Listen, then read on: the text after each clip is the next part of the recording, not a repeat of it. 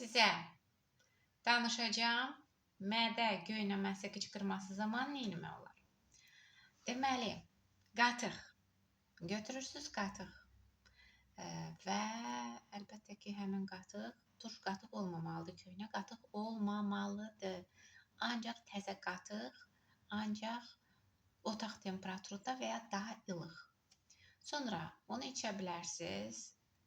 Amma mümkün qədər çörək çox yeməyin, çünki çörəkdir, bulkadır, makarondur, kartofdur, karbohidratlı qidalar turşulaşmanı mədədə daha da artırır, vəziyyət daha da kəskinləşdirir.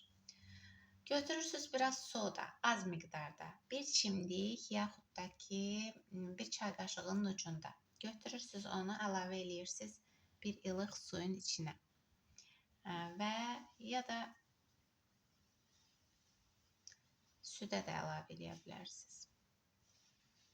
Amma yaxşı olar ki, elə suya əlavə eləyəsiniz, südə ayrı içəsiniz. Və bu nə baş verir? Həmin o soda qələvi mühit olduğuna görə turşu ilə reaksiya girir və orada su və hava yaranır. Ona görə də hava artır. Yəni, belə hallarda gəyirmə arta bilər. Ona görə də əgər çox gəyirmək istəmirsinizsə, bu üsul sizin üçün deyil. Amma mədə göynüyürsə və başqa nə edəcəyinizi bilmirsinizsə, dərman içmək istəmirsinizsə, dərmanların əlavə effektindən qorxmaq istəyirsinizsə, dərmanlara güvənmirsinizsə ki, yaxşı eləyirsiniz. Çox ağır vəziyyətlər olmayanda dərman içməmək məsləhətdir məncə.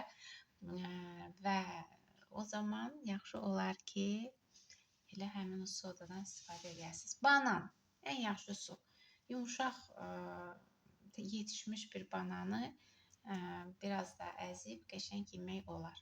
Ümumiyyətlə, banan yumuşaqdır, bəzən icətməyə ehtiyac yoxdur. Amma yəni, nəyəsə qatıb yemək olar, o mənada deyirəm. Pomidor olmaz.